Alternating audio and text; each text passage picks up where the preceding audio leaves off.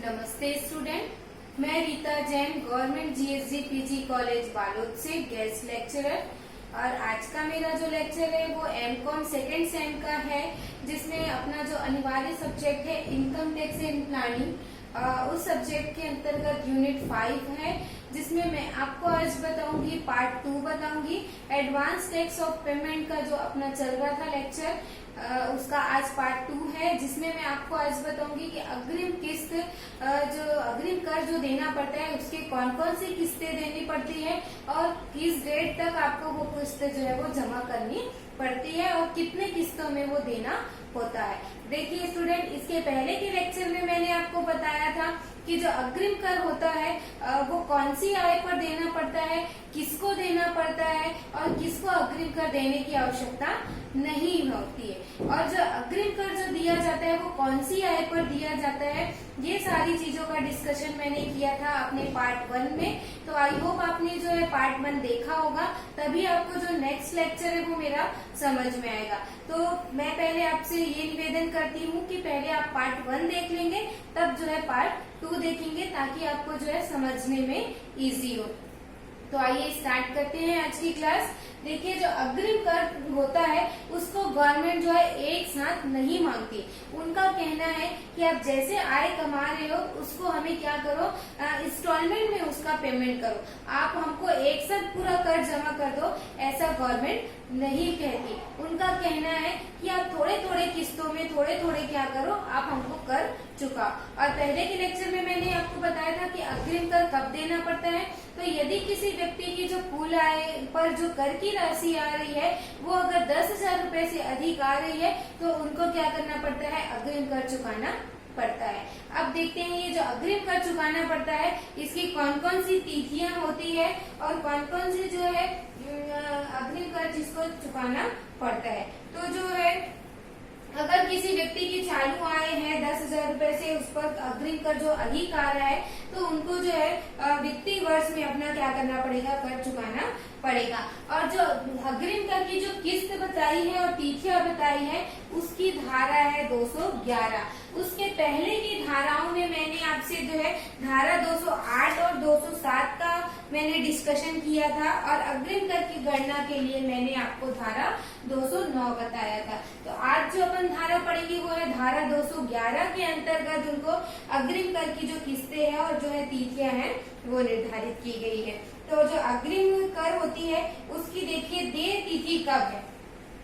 2 column बनाती हूँ मैं, एक होती है देय तिथि और जो दूसरा कॉलम रहेगा वो अपना जो रहेगा वो किस्त की राशि। जो अग्रिम कर होता है उसको जो है 4 किस्तों में राशि देना पड़ता है। अग्रिम कर की राशि को 4 किस्तों में देना पड़ता है, 4 बार उनको देना पड़ता है। तो सबसे पहली डेट आती है 15 जून,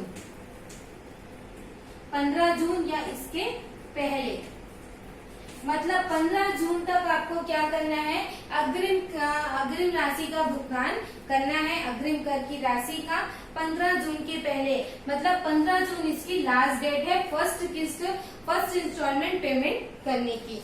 इसके बाद जो सेकेंड डेट आती है वो आती है 15 सितंबर या इसके पहले दो आप, मतलब 15 सितंबर क्या है, लास्ट डेट है। इसके बाद जो नेक्स्ट डेट आती है वो है 15 दिसंबर या इसके पहले। इसके बाद जो डेट आएगी वो है 15 मार्च या इसके पहले। तो जो किस्त देना पड़ता है वो हर 3-3 माह के गैप में क्या करना पड़ता है, 4 बार जो है किस्त देना पड़ता है। इसके पहले जो प्रावधान था गवर्नमेंट का वो 3 किस्त था, लेकिन अब जो है उसको 4 किस्तों में बांट दिया गया है।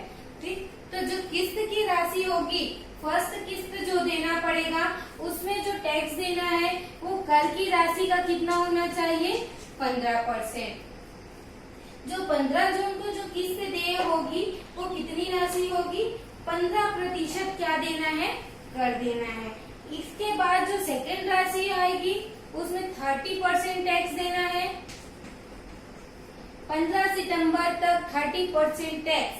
इसका मतलब ये हुआ कि आपको 15 सितंबर तक टोटल जो है 30 एंड प्लस 15 कितना होगा, 45% टैक्स जो है आपका जो है 15 सितंबर तक जमा हो जाना चाहिए। इसके बाद जो नेक्स्ट इंस्टॉलमेंट आएगा उसमें आपको देना पड़ेगा 30% टैक्स देना पड़ेगा। इसका मतलब ये है कि 15 दिसंबर तक आपका जो इंस्टॉलमेंट है वो कितना परसेंट जमा हो जाएगा, 30 प्लस 30 60 प्लस 15 कितना हो जाएगा, 75% आपका जो है टैक्स वो जमा हो जाना चाहिए। इसके बाद जो नेक्स्ट इंस्टॉलमेंट होगा उसमें कितना देना पड़ेगा, 25%। इट मीन्स कि पूरा जो टोटल करेंगे वो कितना हो जाएगा, 100% जो है टैक्स क्या हो जाना चाहिए, जमा हो जाना चाहिए। 15 मार्च तक आपका जो है 100% टैक्स जमा होना चाहिए। तो ये 4 किस्तों में क्या करना पड़ता है, अग्रिम कर की राशि का भुगतान करना पड़ता है। फर्स्ट इंस्टॉलमेंट में 15%, सेकंड में 30%, थर्ड में 30% और फोर्थ में 25%। और इस पूरे परसेंट को जोड़ेंगे तो कितना आएगा, 100% टैक्स जो है वो जमा होना चाहिए। कर की राशि पूरी 100% जमा होनी चाहिए। अब देखिए ये जो राशि है ना, मतलब 15%, सेकेंड किस्त तक 45%, 75% और 100% तक राशि जो है जमा होगी।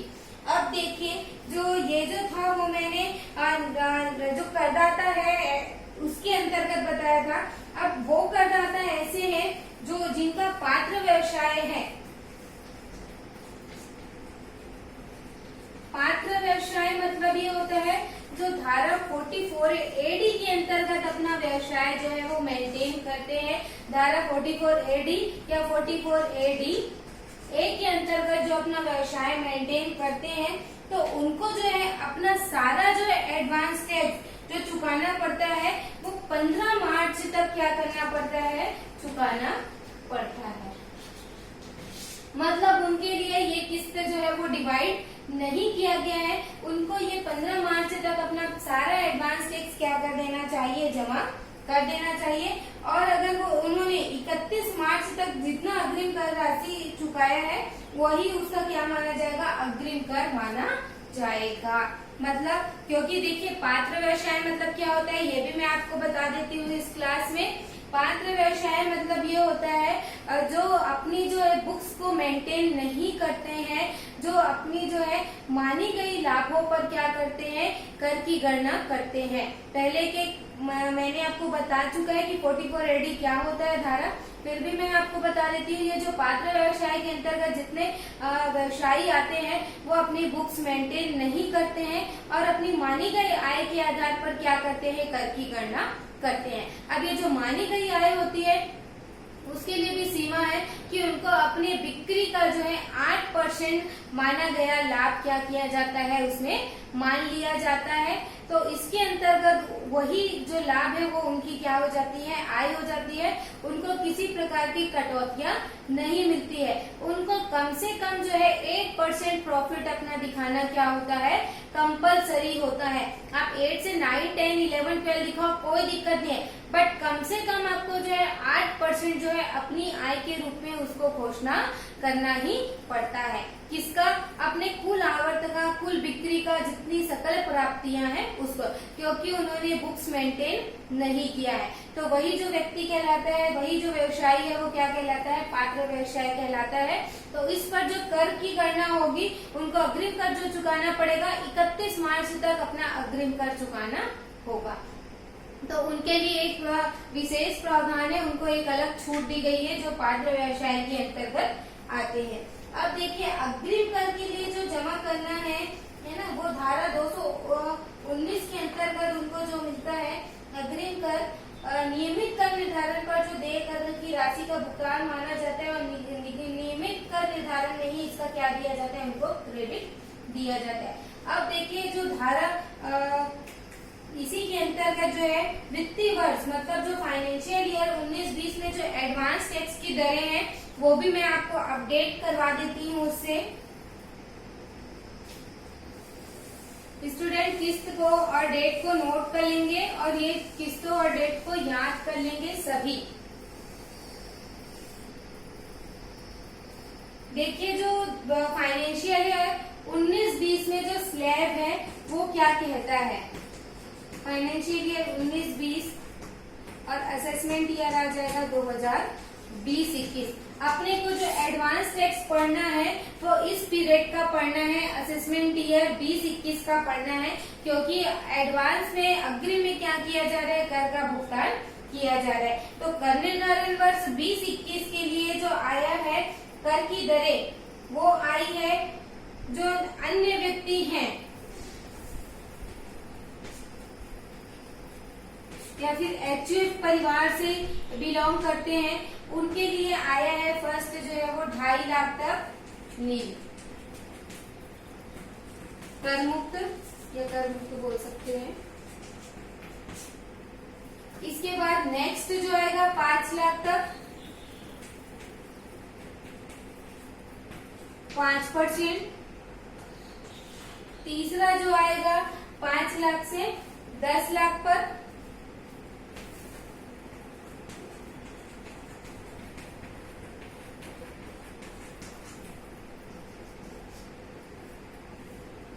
20%।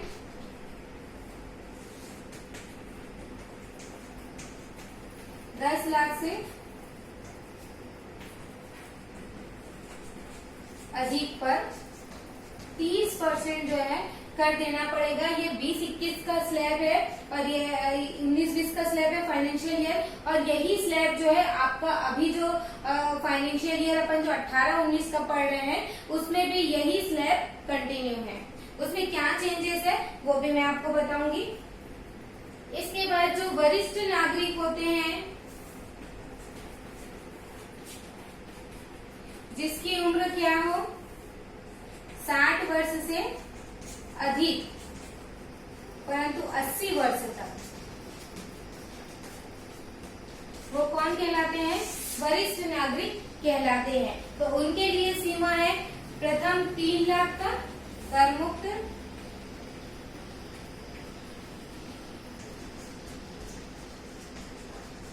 तीन लाख से 5 लाख मीन्स की 2 लाख पर 5%, और 5 से 10 पर 20%, और 10 से अधिक पर क्या हो जाएगा 30%। ये है वरिष्ठ नागरिक। और जो अति वरिष्ठ नागरिक है उनके लिए जो छूट है फर्स्ट, अति वरिष्ठ मतलब कौन हो गया 80 साल से ऊपर। तो प्रथम 5 लाख तक कर मुक्त, 5 से 10 पर 20% और 10 से अधिक पर 30%। मतलब उनकी जो कर मुक्त सीमा कितनी है 5 लाख रुपए है। अब देखिए इसी के अंतर्गत जो है एक नया छूट का प्रावधान आया है, जो कौन से फाइनेंशियल ईयर में आया है, फाइनेंशियल ईयर 19-20 के लिए आया है। इसके पहले के फाइनेंशियल ईयर में जो आपने पढ़ा होगा वो अलग होगा, और अभी का फाइनेंशियल ईयर जो मैं बता रही हूँ 19-20 का है। उसमें जो प्रावधान आया है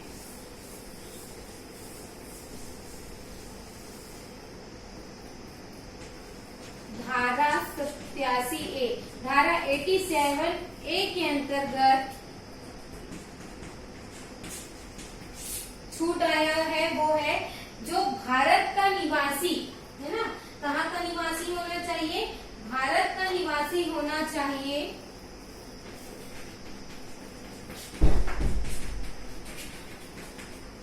भारत का निवासी और कुल आय 5 लाख रुपए से अधिक नहीं है। जिनकी कुल आय क्या है 5 लाख रुपए से अधिक नहीं है, तो उनको 12,500 रुपए तक कर की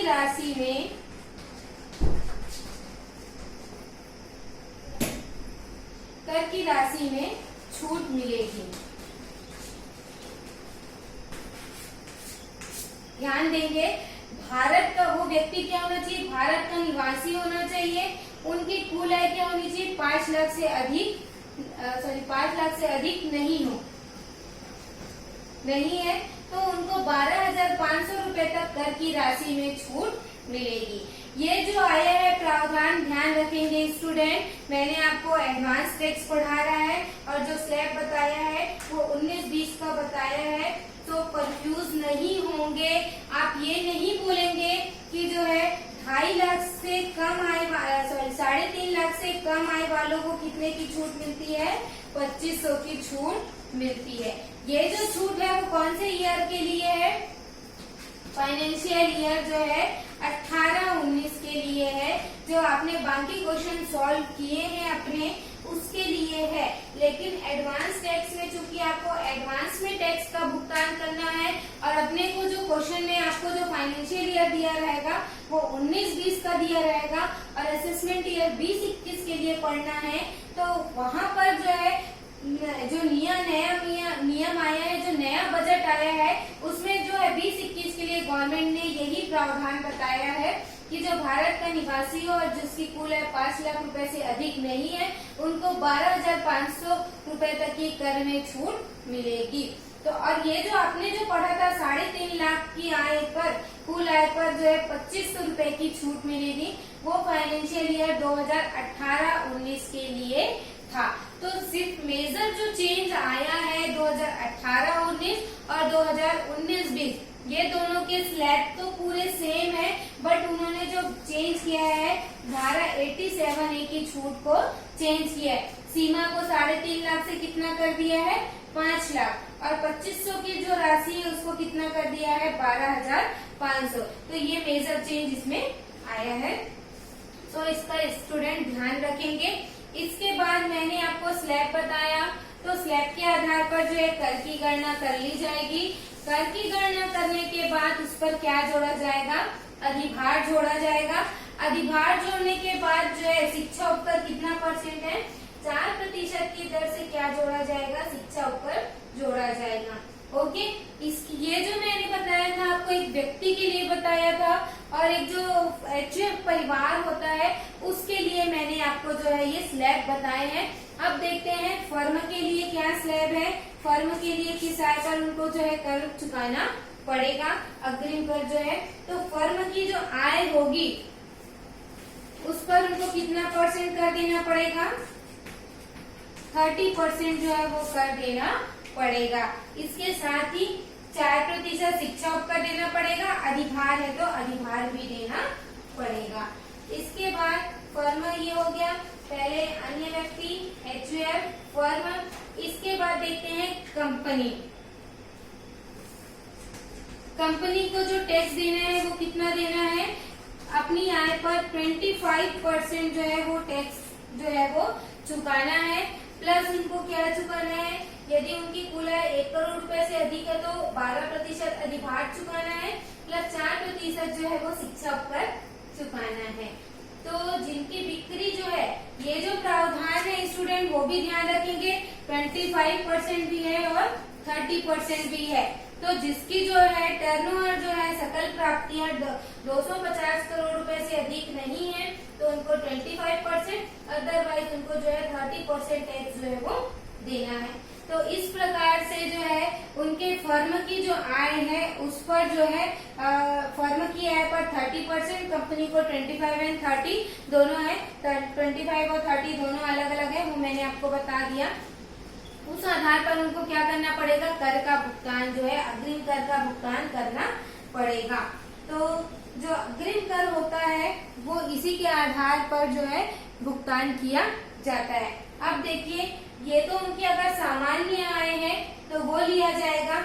इसके अलावा यदि उनकी जो है ताश से आय है, मान लो ताश के खेल से आय है, या कोई आकस्मिक आय है, घुड़दौड़ है, पहेली है, क्रॉसवर्ड है, पजल्स है, लॉटरी से आय है, तो सभी को कितना % टैक्स देना पड़ेगा, 30% जो है टैक्स देना पड़ेगा। इसके अलावा अगर दीर्घकालीन पूंजी लाभ है,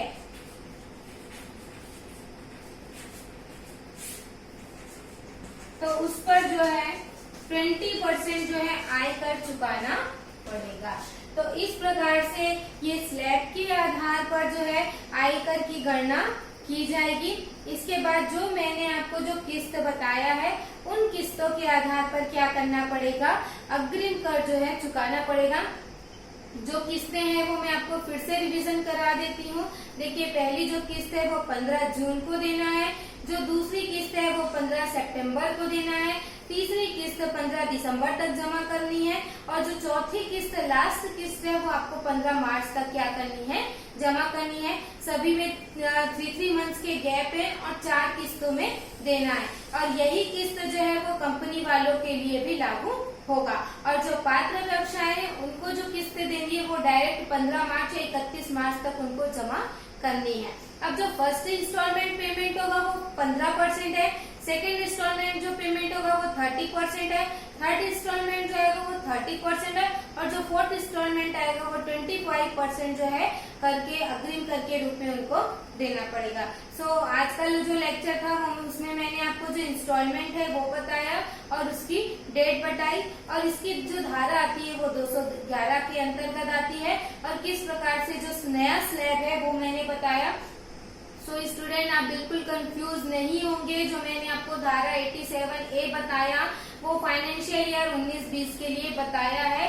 5 लाख तक की कुल आय पर जो है 12,500 रूपये तक कर की राशि में छूट मिलेगी। अब इसके बाद नेक्स्ट लेक्चर में मैं आपको इसका सॉल्यूशन करके बताऊंगी। अगर आपको कोई सा भी सॉल्यूशन चाहिए तो मुझे कमेंट करेंगे ताकि मैं आपको उसका सॉल्यूशन दे सकूं। और ज्यादा से ज्यादा मेरे वीडियो को देखिए और अपने दोस्तों के साथ भी शेयर करें ताकि उनको भी जो है वो लेक्चर के बारे में जानकारी हो सके। ये मेरा पार्ट 2 था जिसमें मैंने आपको इंस्टॉलमेंट जो है एडवांस टाइप का बताया है। Thank you student.